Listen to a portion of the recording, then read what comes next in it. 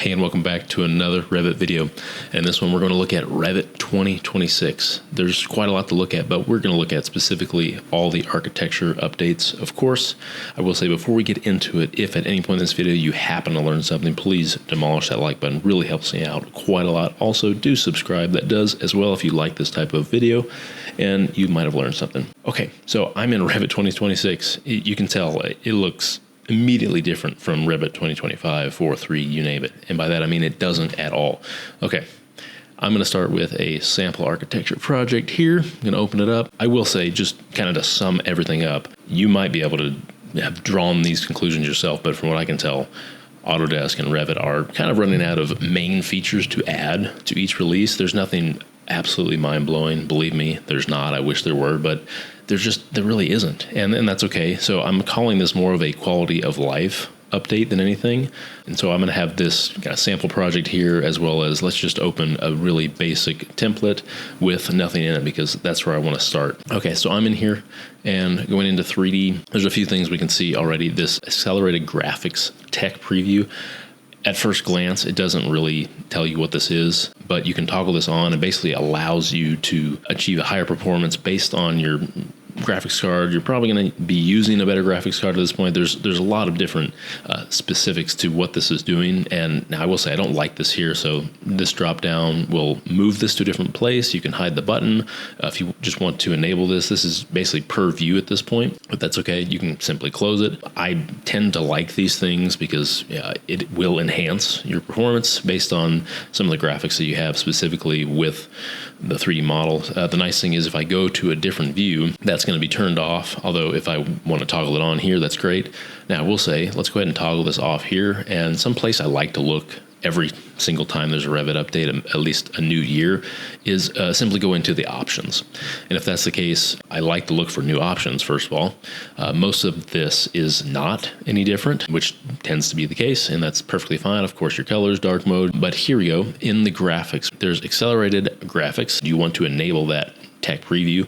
I can show on-screen toolbar, or I can toggle with right-click menu only. So it's kind of up to you whether you want to see this thing or not. I kind of wish I had the same option here for just use for all views, because basically as you jump between views, this would be enabled for that view. And you can read more about that, and I'd recommend it so you can understand that a little bit better right here in this link, and also in the release notes, which I'll include in the description. So I'm going to leave this here for now just so we can kind of see that, yeah, it's a nice new thing, but I'm pretty sure I won't have that option as far as just right-clicking, but I can move this around. It's basically stuck to the view, and I can't take it outside the view, but that's totally fine.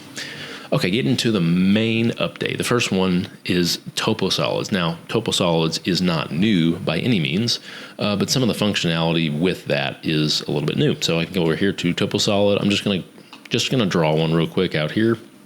Cool. I love these because it operates exactly like a floor. If you're not familiar with Toposolids, I'd recommend you go check out some other videos about that, because this is really important to understand and know. Basically, you can imagine this Toposolid not as a flat plane, but as more or less a floor, because if I edit the type here, I have a true structure that I can add layers to, that I can call different parts of the earth, it basically operates like a floor, which is great. Now, something else, again, this is not necessarily new, but if I wanted to modify the sub-elements, I can add different points around here. And by adding those points, I'm basically determining elevations, which maybe I want to change, of course, the elevation of what those are. And going back to modify sub-elements, I can select this particular line. I can even just move the line up, and you can see the ridiculousness that we get from just that simple change. Now, I will say, I have noticed some issues, and it might be partly based on this preview, but when I select some of these objects, yeah, you can tell this is the preview. So going back to this preview, toggling this on, when I select this, it's a bit harder to see. You may or may not have that issue, because when I have this selected, I can actually see my topo lines. Totally up to you whether you want to use this. I'm going to leave it off so just so we could actually see things in this view. Okay, so I've got my Toposolid made. Again, nothing like that has actually changed.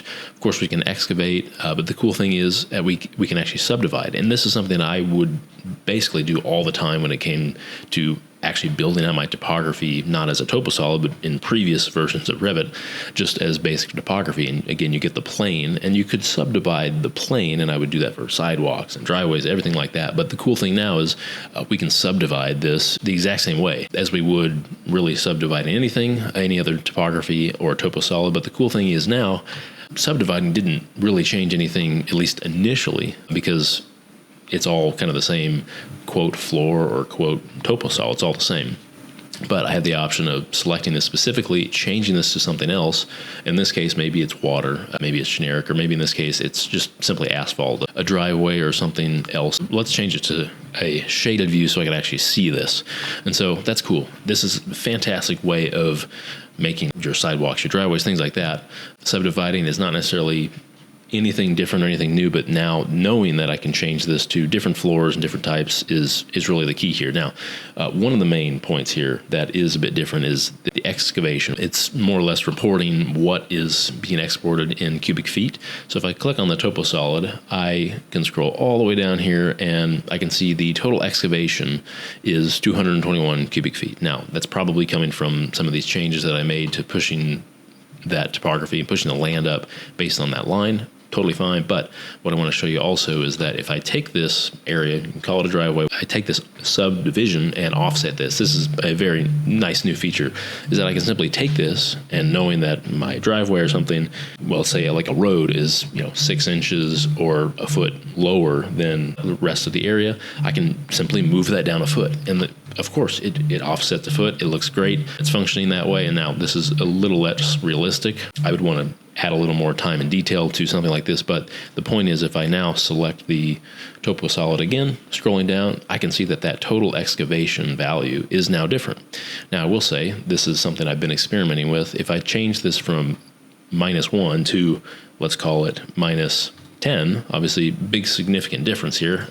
It moved down, and I would have to account for this distance. But if I select the Toposolid again, I can scroll down and see, well, the total excavation volume is actually the same, which I don't know if I'm just misunderstanding this, but if you clearly take out more area, then it should be adding to the excavation value. And it might be, obviously, if we're taking earth 10 feet down, like you're digging that out, it's more than likely that you'd probably need the main topo surface to be thicker. And then my guess, again, is that this is going to account for that. So let's do a real test here and say that my earth is actually going to be 20 feet thick. So that's very thick. And obviously the earth is much thicker than that. We'll look at our excavation volume, 442 cubic feet exactly. Bring this down to, again, let's go 10 feet deep. That's quite deep.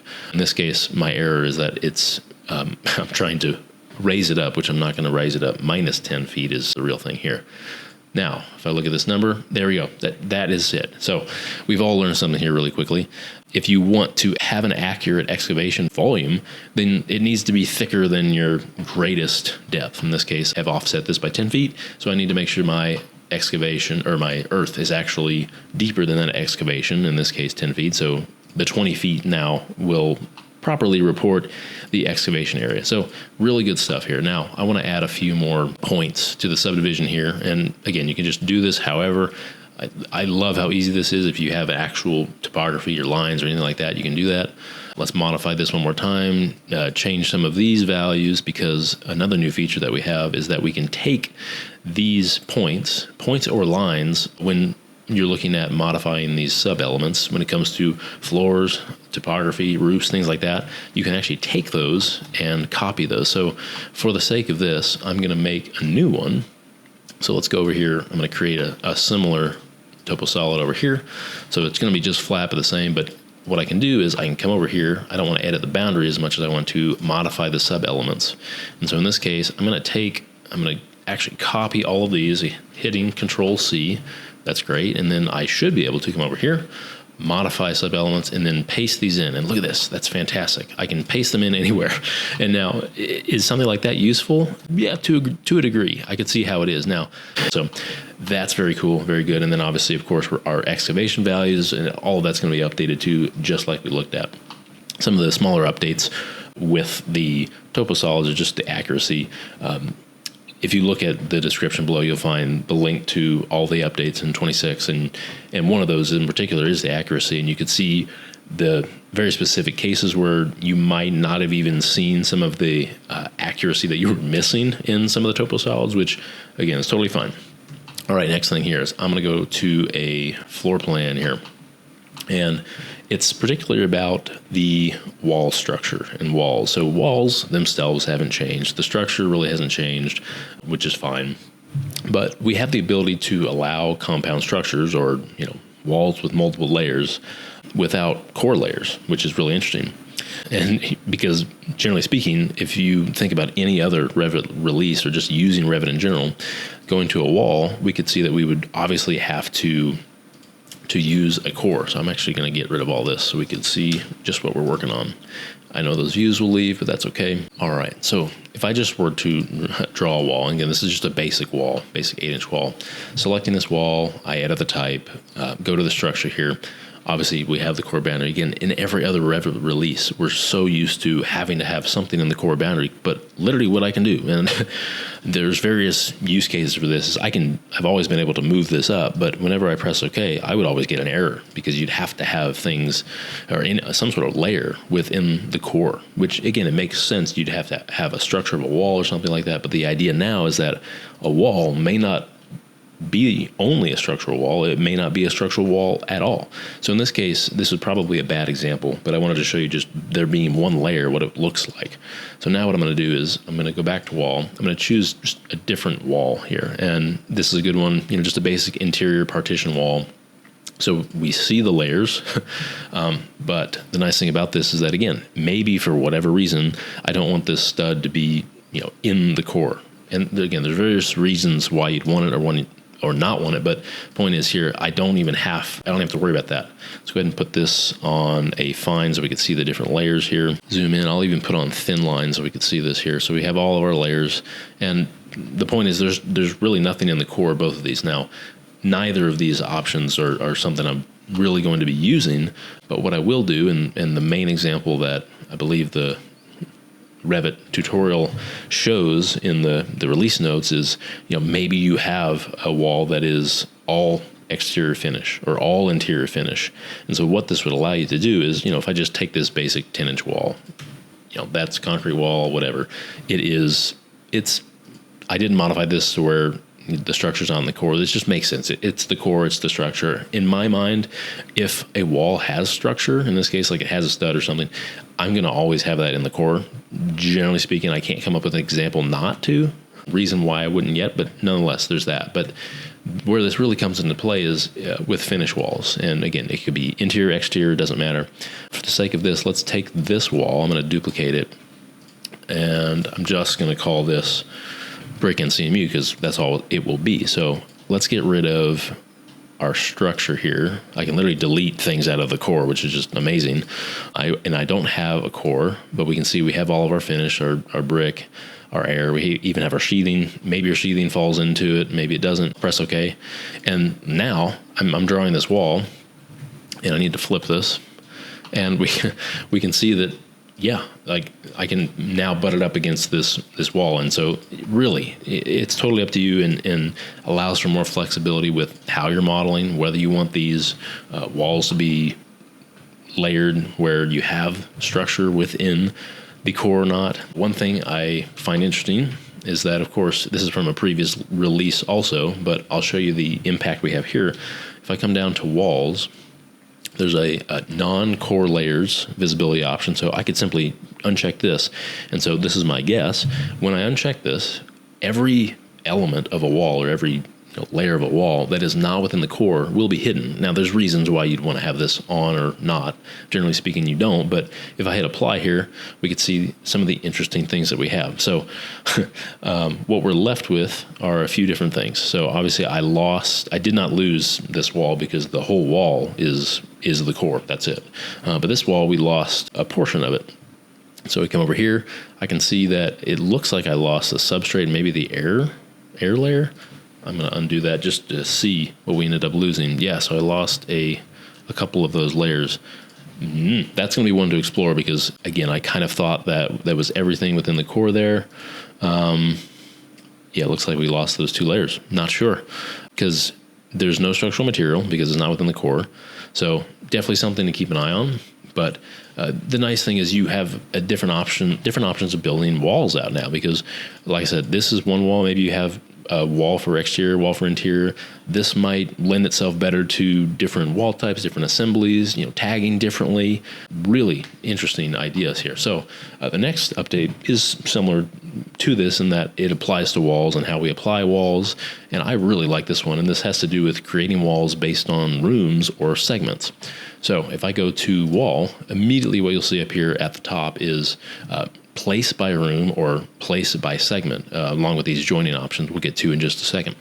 But placing by room means that I can literally place a wall by a room, by the fact that I just simply have a room. Now we'll get to that in a minute because I don't have a room yet, but I can simply place by segment. And so the idea here is, in this, it kind of goes hand in hand what we just looked at with if we're placing, just simply a core wall, what are we going to put on top of it? Well, a lot of times, I'm going to model a basic stud wall of some kind, and then I'm going to come back later and either I'm going to change certain layers material to give me a finish, or I'm going to add something to it. But the point is, maybe I have a generic wall assembly that is just the generic wall assembly, but I want to have a specific finish on top of that actually is another wall and not just a paint or a finish or an updated material.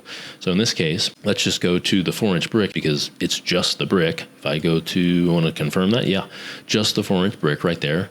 Now, maybe I want to have this here, but if I choose place by segment, I can see highlighted edges of this wall to where this wall that I have selected, which is just the 4-inch brick, that's going to be placed on that segment. So clicking that, it's beautiful. It's perfect. It's exactly where I want. Now, it's harder to see the true application of this with just one wall or one segment, but you can see what I can do here really easily. Now, I could have just as easily, if I undo this, I could have just as easily taken this wall and just placed it right here. Obviously, if I need to change my location line to the exterior, so you can see I can achieve the same thing and always have been able to. There's nothing too new. It's just the ease of being able to do this. Now, let's take this one step further. And if I go to wall, I'll just choose my 8-inch concrete here. And let's go ahead and actually draw a room. Now, the funny thing about this is not a room in that I don't have a room here. But the interesting thing is placing this wall by room will work. So you can see all of those lines highlight just like this. You can see the thick red lines there. And so if I place this, I don't want the 8-inch, I want the 4-inch brick. Boom, it throws it immediately right where I want it, which is awesome. Like, this is the whole point. Like, I want to quickly add a finish wall to this wall, to that wall, to interior. And again, you could do the same thing for the exterior if you have some differing exterior finish, or you want to track assemblies differently or something. It just allows you extra flexibility with building walls out. Now, like I said, I don't even have a room here. It just so happens to be that all of these walls are room bounding. And by default, when you place a wall, all of them will be room bounding anyways, but I want to try this out. If I turn this off as far as room bounding goes, let's go ahead and back to wall and see what happens when I place by room. Well, I don't have the option here at all. Like, I literally cannot use that because all of a sudden there's not an enclosed area that would be considered a room. And another way to test that is if I were to choose room, I don't have an enclosed area to physically make a room because this wall is not room bounding. Now, once I check that again, I can go back to place a room, and then I can know, oh, right, placing the wall by a room will actually work. Fantastic. Now, I'm going to throw a couple windows in here and a door, and I'll show you what happens with these joining options. So what we looked at is great. Because we can place these different types of walls based on rooms or based on specific segments. So again, we're going to go back to the brick. But the nice thing is, if I want to place it by the room, I can always place that, but I'm missing some of these joins, or like these walls are not joined together. It's not accounting for the openings whatsoever. So if I go to my 3D view here, I'm going to have to find all my work here. There it is. I'm looking at, there it is. Let's make these just 8 feet so we can look at this a bit better. So now, if I were to draw those walls and by room, unfortunately, I can't use this option in 3D, which is kind of unfortunate because A lot of times I want to see what I'm doing. I want to see the result, but nonetheless, we're going to be stuck doing that just simply within plan views, which is okay. So again, place by room, I'll throw that in there, and then going back to 3D, you can see what happens. Well, obviously they're too tall because we just made this down to 8. We should have fixed that before we placed them, but clearly this is not right because I need to cut out the windows and door, all that. I can go as far as to now join this wall to that wall, and because I have an opening cut in one, it cuts in the other, yada yada. So that's great, but the whole point is I shouldn't have to do that every time, and the nice thing is I don't. So if I undo all of that, I can come back here, and I can see that. Let's go ahead and place the wall again. I'll place by room, but before I actually place it, there's a couple of options I have here. First of all, let's make it 8 feet. Great. I have auto join, which is just going to automatically join them all together, just like, essentially, like I just did, which is probably 90% of the time that's all you'll need. Now, I'm going to copy this over just to show you a different option that we have here. So if I remove those and I simply put them back, now I want to show you what happens whenever I place by room, but auto join and lock. So again, it's going to join it together. It's going to look the exact same as here. You need to make sure they are 8 feet tall. Let's come over here. They're the same. For all intents and purposes, they're the same, and I'll show this in plan and in 3D. But because with this first one that I drew over here on the right, because I didn't necessarily lock those together, it just joined. If I simply move this wall, now I'm going to get an error because, literally I'm unjoining the walls that I just joined. And so I'd have to unjoin them to allow this to work. And not only that, I believe I lose the openings. Yeah, I lose the openings for the window because they're not joined and things like that. So the really cool thing about the auto join and lock feature is that if I were to move this wall, not only will the other wall move with it, but the windows, of course, I keep my joins, which is great. So like this is really great. It's almost as if it's one wall now. And that's probably what I'm going to do most of the time. And there's probably less instances of me wanting to not use the auto lock and join than not. Now, not with this not being a real project, it's hard for me to say, but definitely interesting and probably a better way to go. I'd have to really think about why I wouldn't necessarily want to lock it and certain things like that. Now, if these walls are going to be moving all the time, if people are going to unfortunately maybe move these walls, maybe you want to leave them in a place, cause an error, things like that. But definitely interesting. A really, I would say, small but quality of life feature, but probably really one of my favorite ones here. Generally, the smaller things are. Okay, looking at the next feature, we're looking at sheet collections. And so there are specifically custom parameters that we have within sheet schedules and sheet collections that we can look at. So sheet collections are interesting. I need to find probably the best use case for those. And having not used them 100%, how I would use them would be to imagine you have a different submission and for the same project, like you have a specific zoning submission which requires new sheets or specific sheets, and you have a specific one for maybe a foundation package. Now, obviously, you've always been able to add custom parameters, things like that would be able to sort things differently, and organize things differently. But the nice thing is, I don't need to go beyond just calling a specific sheet within a different collection. So what I can do is come over here to my sheets. I do love the tabs, of course. It's really great. So I've got new sheet, but I'll now have new sheet collection. That's great. If I want to create that collection, I can see it here. So in this case, let's just call this zoning as if I were going to submit some specific documents to zoning. Maybe, of course, the site plan goes in here. Maybe this plan, maybe these plans go. So all of these are now within our sheet collection. In this case, it's zoning. When I click on the collection, I just see my identity data, my name. That's great. If I come over to my sheet and I just click on, I'm just in the sheet, I can see that my sheet collection is zoning. That's great. And of course, I got my sheet grouping and sorting. So if I were imagining how I'd want to really sort this based on the browser organization or just kind of conceptually, I'd probably have the hierarchy go from the top being sheet collection, like what is the submission or what is it? In this case, maybe it's a zoning submission, maybe it's a foundation specific submission, things like that. And then from there, I'd probably group things out into disciplines. So obviously you can see that the sheet group is architectural, electrical, like you have all of the different options here. And so that's probably how I would set up my browser organization. So I don't want to go through all of that right now in this video. That's a specific one. But the cool thing is doing your filtering, you have sheet collection that you can filter by.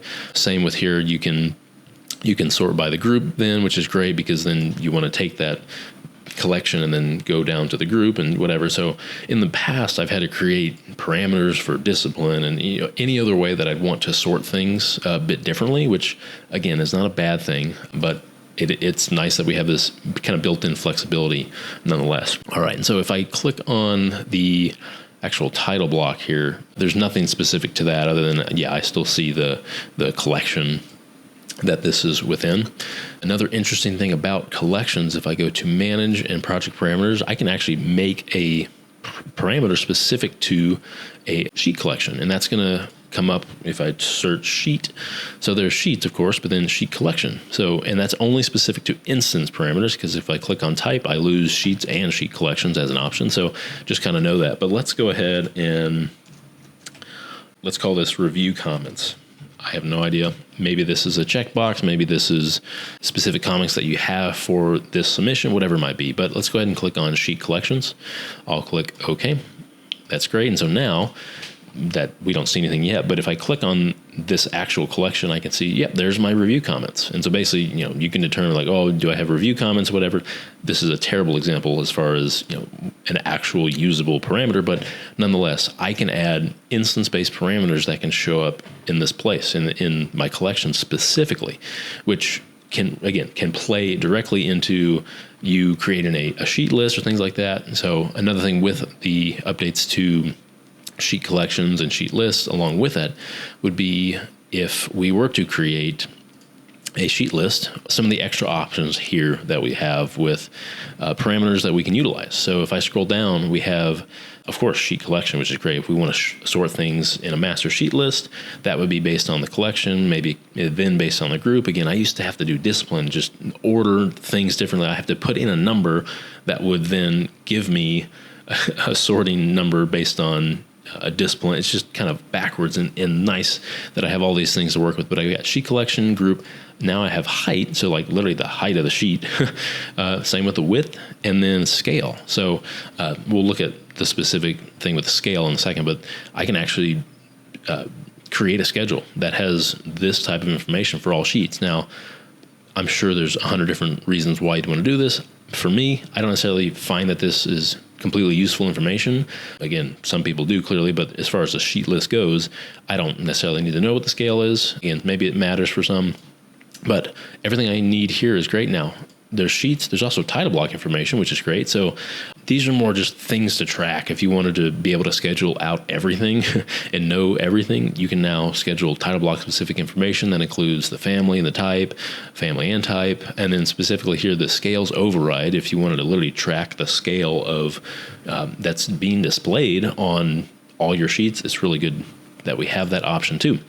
So over here, because I don't have any views on this sheet. That's not that useful. There we go. So I've got a view here. Let's go ahead and go to our views and let's throw in this view here and specifically going to change the scale. So this one is at an 1/8. Let's maybe put that one at a 4th. I know we're way off the sheet, but that's okay. So this is at an 1/8 and that's at a 4th. So we can see as indicated has changed. So if I undo this, that scale change, we can see that my scale is 1/8. And so basically the cool thing about this is that this scale, and it's within the title block, it's actually the scale parameter that we now have access to. This parameter is going to display the actual scale of the views. In this case, because all my views are at an 1/8 inch, that's what's going to be displayed here, which is really good. Now, of course, if I redo all of that, what's going to happen is it's going to show as indicated. And as indicated simply says, I probably have, so this view is an 1/8, and then, this one is a 1/4. Yes, yeah.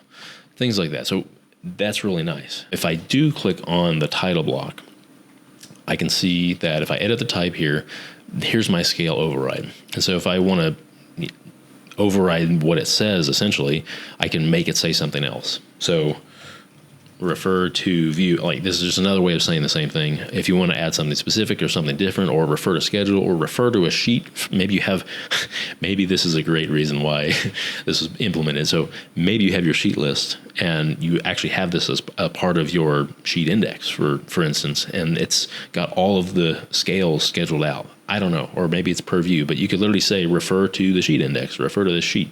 As soon as I press OK here, that has changed to refer to view. And again, because it's a type parameter, everywhere I use this title block is going to show up like this. And that's assuming I have varying scales. If I remove this, I then only have 1/8, and then it's back to 1/8. So yeah, small things, really small things. I'm less excited about this because it doesn't seem nearly as useful, but it is useful in that we have more flexibility with how we show scales and what we're expected to see, and where we want to direct folks to look at different views and different scales. So that's really good information to have and know. Again, we looked at the sheet list schedules, the parameters associated with that. Another thing with title blocks, which, again, this is another very small item, which is nice, but I don't necessarily see the benefit yet, having not used this. But the new feature is that we have the ability to label, in a sense, or show and understand whether a title block is the primary title block or not. So if I click on this title block, I can see in my parameters, it's an instance parameter. It's a primary title block, and it's just grayed out because I only have one title block here, and I can only see that, yes, of course it's the primary because it's the one here. Now, what I thought initially when I looked at this was I can determine what title block in my project is the primary. Now, it's not project specific. Again, it's instance based, so it's literally per this view. So I'm going to copy this over, and again, I've struggled with coming up with a reason why this is useful.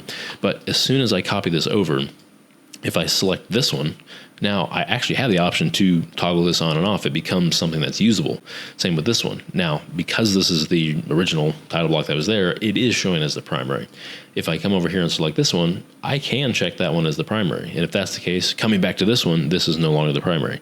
It doesn't necessarily have to be that I change the type, but I could totally change the type and do the exact same thing. This can be the primary versus not. Now, I haven't experimented to the depths of what happens when I export. Does it just ignore the non-primary? I don't know.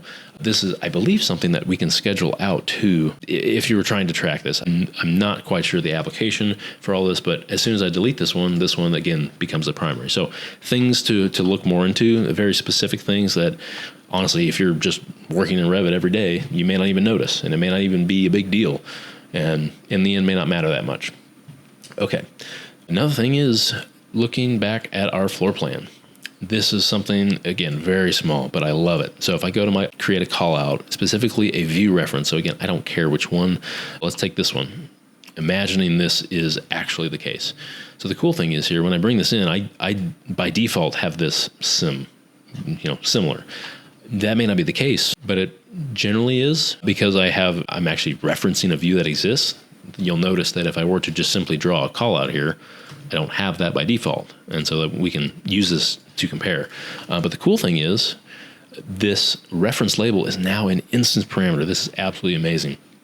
And why is this amazing? Is because maybe you have a similar view, or maybe this one is, opposite hand, or maybe it's similar and opposite hand. I've done all of these. But the cool thing is we could, literally write an entire sentence here, and this can be the information. So the cool thing is you could actually direct someone, and you could actually put a note here, something more useful than just a few letters or something like it. Now, we could have kind of always done this, but the difference is that this used to be a type parameter. So we used to have to go in here. We'd have to just manipulate this default reference label. Now, the cool thing is maybe I don't have a default reference label because I want to simply add it myself later. I don't know, up to you. But the point is, with this being a reference label instance parameter here, I have the ability to say anything for any specific view. And obviously, if I copy this over, I can change this back to similar or something else, or referred or whatever. Like, it's really great and really easy. Now, one thing I wanted to go into, which you may not find elsewhere, is how do we change this. Maybe you update the location or maybe whatever. I don't necessarily find this particularly useful to do, but if you wanted to do that, I can go and edit the type of our call out, and I can see what the tag is. In this case, it's the call out head. It's that. You could simply copy this, which is great. I can paste it.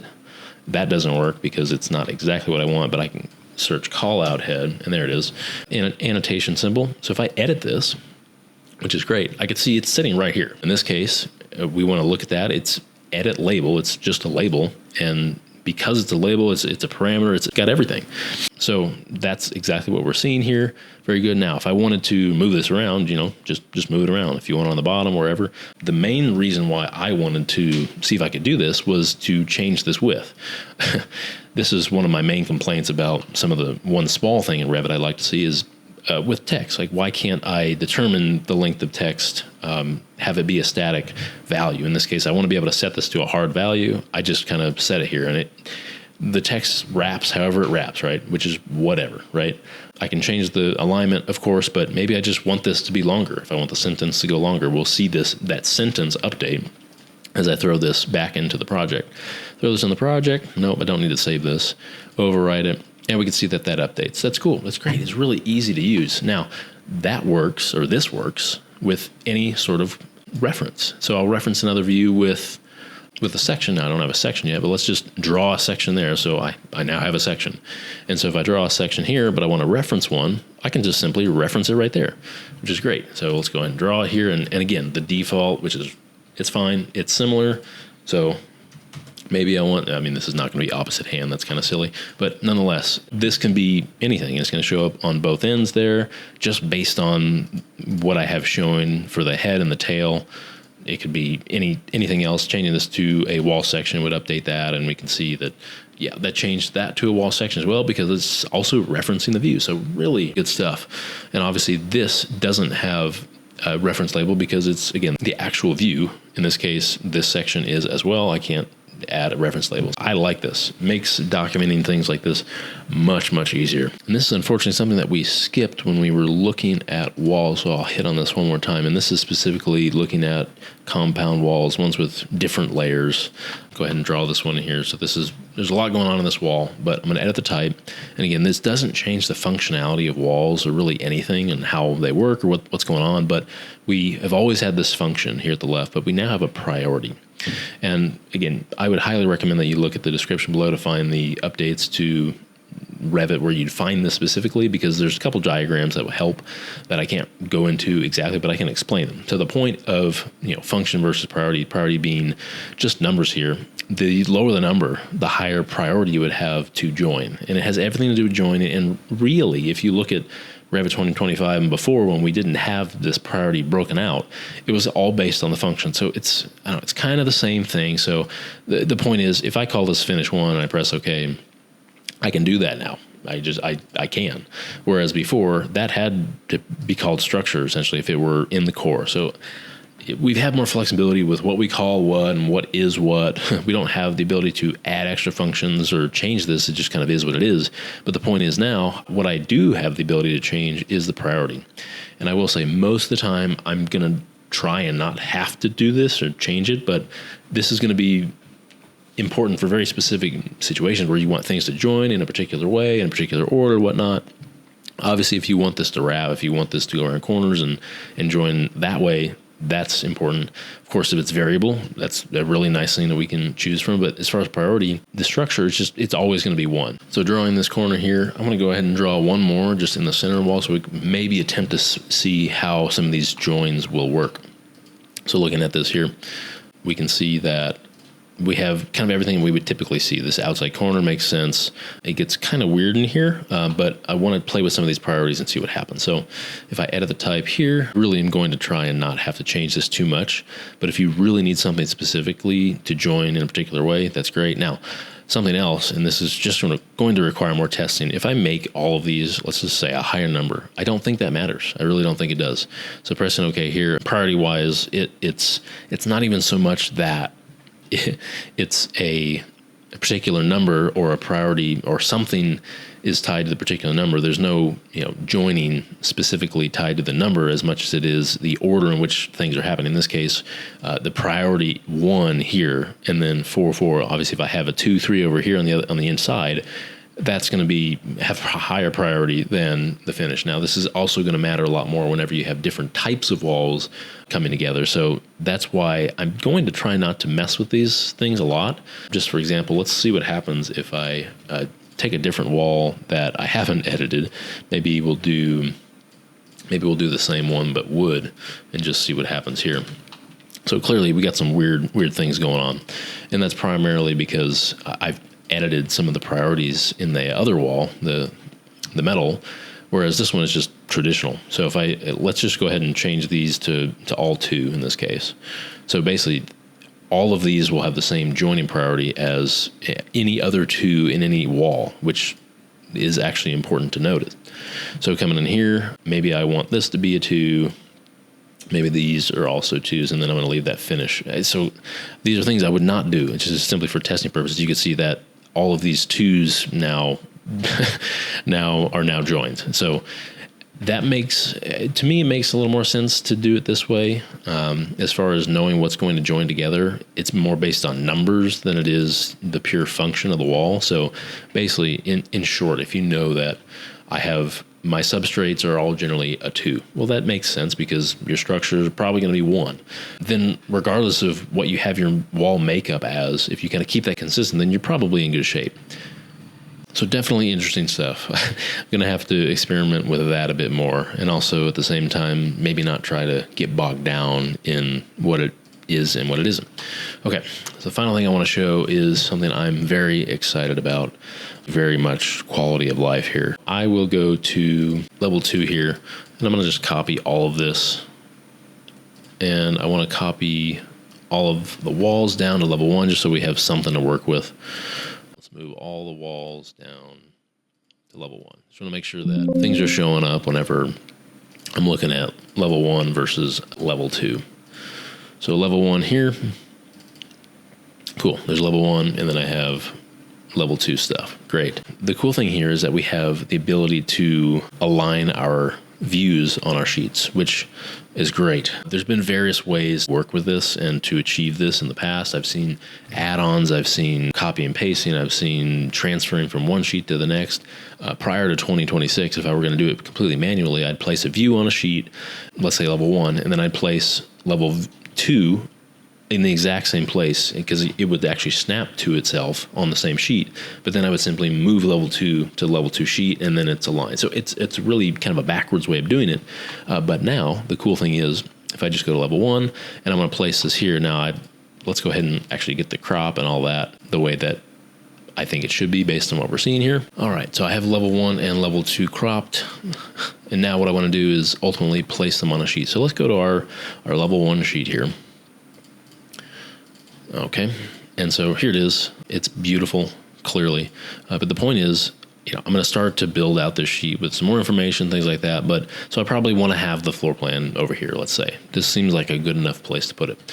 So the cool thing up here is that when I select a view, I have lots of options up here, and this is positioning a view. It's all brand new. It's huge. So I have the ability to save the position, and save the position applies to where this view is on the sheet. That's very simple. I can, of course, manage the positions after we get to that point, but then I can just set a save position. So I've not made any saved positions yet, so there's nothing there.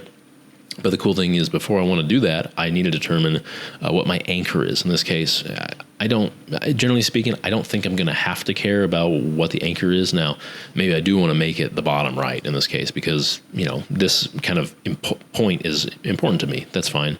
The nice thing here is, maybe I want to change the view, like literally just change the view out. It's literally replacing the view. It's changing it out for the other view, in this case, a structural plan with nothing on it. That's fine. But you can see I can start to do that. And maybe that's how I want to start replacing views or whatever, but I don't feel the need to want to do that. This is basically just reporting what the view is right now. So I would want to start by creating a position. In this case, save position.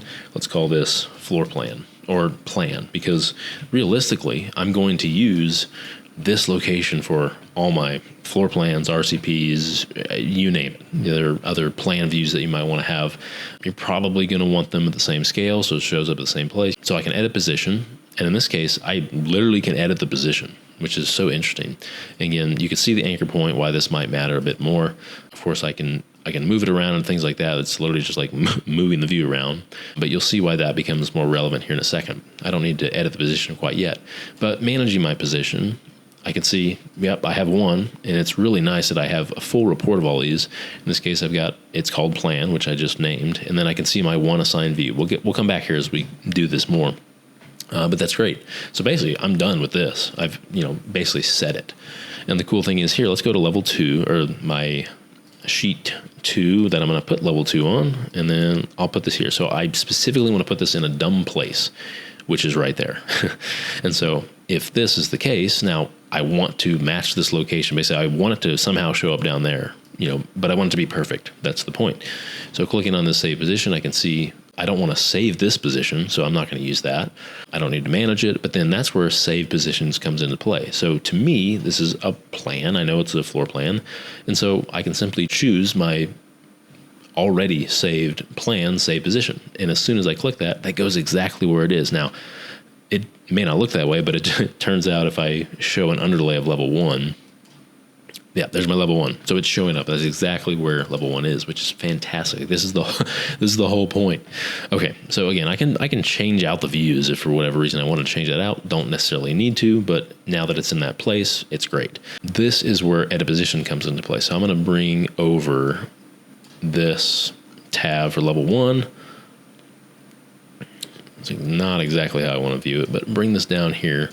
I want to make sure I can see level 2. Pop level 2 out here. I just want to be able to see both of these at the same time, interacting a different way. So that's great. So we have level 2, level 2, and then level 1. So maybe, maybe this needs to update the location. Maybe I need to put a note under here. Maybe I need to do something else. So this is where I can click on this and I can see its plan. Again, I'm going to go to manage positions, and we can see now we have 2 assigned views, 1 and 2 that we just assigned there. That's great. Another thing I can do again is now edit position, because maybe I want to move this. The anchor point is the anchor point, but let's just say, for example, I now want this at the top. And so I can change the anchor point if I want. I don't have to, but I'm going to check this. And as soon as I do this, I get this pop up, and it basically says I'm going to save the new position of the saved position I've called plan. And it's currently assigned to 2 sheets. We just looked at this. This operation will update for all the views that I have that assigned to. And do I want to continue? And so it's kind of a silly thing. Do I want to see this box pop up every time, or do I not? In this case, I don't. So check this when you kind of understand what's happening, but I'm going to press OK, and that's going to move up there, which is awesome. Now, the difference is, of course, I can edit that position all day, but if I move this just right here, I really can't actually, which is nice because it's actually set to that location. Now I can unsave it essentially. I can move it around, see what a different, setup would look like for my sheet. But the nice thing is, because that position is now at the top right, I just simply update it and it's back. So this is really awesome. I love this. This might be one of my favorite because, let's be honest, we're making sheets and detailing and drawing things out on sheets all day long. So that's huge. Something else, and this is really smaller. I would call this, I guess I would call this quality of life. It just so happens to be anyway, is just a lot of these items that you would see in this options bar that it's called. If I go to wall, this green bar is considered the options bar, which it is. And it tends to be a place where people don't look or don't think to look or something. But what I'm really telling people what to do whenever they learn Revit initially is you start at the top with tools and then you move your way down. In this case, the next is the option. So how are you using the tool? And then you come down to the properties and, actually start modeling a wall, things like that. And you get to the bottom where there's, view options and whatnot. Point being is a lot of the options that we had for specifically with, I believe it's dimensions, wall specific properties are now within this ribbon up here, which is great. It's hard to see, but let's go ahead and place this wall. Specifically with walls, I can see I've got, wall opening pops up here. There's attach. We've had attach and detach, but these have been presenting a bit differently to where I had like a detach and detach all show up in the options bar. Kind of weird places, and it just makes sense for everything to kind of just populate here in the modify tab on the ribbon. Just makes a lot of sense. We've also got that with dimensions, I believe, which is really nice. Also, not to say that this needs to be updated a lot, but looking at dimensions here, this is nice because obviously I want to choose my dimension type, but then I can prefer wall faces, choosing individual references or entire walls. So these have always been there. You might have just missed them in the options bar here, which again, we start to get to the point of, do we need an options bar if we have a ribbon up here? I'm not necessarily talking about Revit UI as much, but there's lots of different things here. Mainly a lot of these are like modify tab related. So align, so all of these are now showing up. Offset, not so much. Just looking through all of these. Most of these don't have them necessarily, but it is interesting that, we can see more of our options better within the ribbon up here as opposed to somewhere else. So our copy, constrain, like these are obviously different. They were small check boxes in the options, things like that rotate. So these are really nice. They're easy to use, easier to understand. It's a heck of a lot easier to click in these different places to set certain dimensions here that might make more sense. Drawing mirrors, things like that. This is all nice that it's updated and we can see this a bit differently now. So I love this very small update, but really excited about everything 2026 has to offer. Again, I will leave the link to all the updates in the description below. One link will be to just the highlights. Another link will be to all the enhancements, like literally every little thing that you would probably not even think of that I definitely don't have time to cover in this video. I know it's been long enough, but I really appreciate you taking the time. Hope you learned something. If you did, please demolish that like button. It really helps me out quite a lot. Also, do consider subscribing. And if you're interested, there's a link to my school community where answer questions and help you out more specifically than I can on YouTube. So please check that out too. I will see you in the next video. Have a wonderful day. Thanks so much for watching.